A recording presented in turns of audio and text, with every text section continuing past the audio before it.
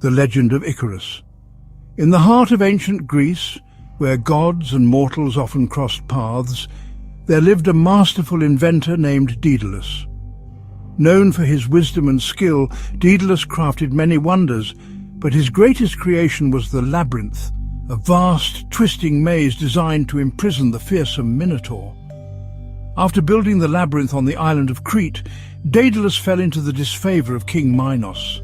The king, fearing that Daedalus might reveal the maze's secrets, locked him and his son Icarus inside a tall, guarded tower. Days turned into weeks and weeks into months. There seemed to be no escape, no way to flee by land or sea, but Daedalus, ever resourceful, turned his eyes to the sky. If man could not walk free, perhaps he could fly. He began collecting feathers, large and small, binding them carefully with wax and thread. Working day and night, he built 2 sets of wings, one for himself and one for young Icarus.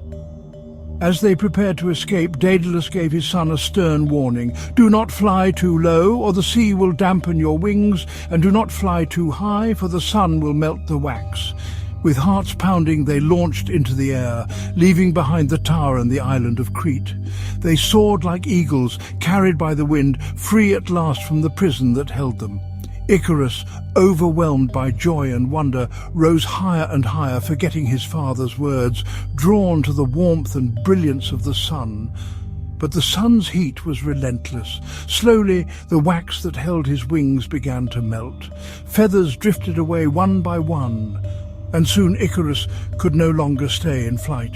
He plunged downward, falling into the endless blue of the sea.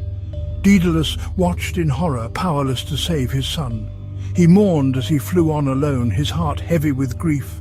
Eventually Daedalus reached Sicily, where he found refuge, but the memory of Icarus haunted him forever.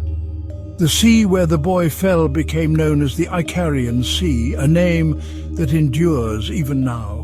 The tale of Icarus is more than a myth. It is a story of brilliance and ambition, of freedom and folly, of dreams that fly too close to the sun. It reminds us all, even the greatest gifts must be used with wisdom. Like, share and subscribe.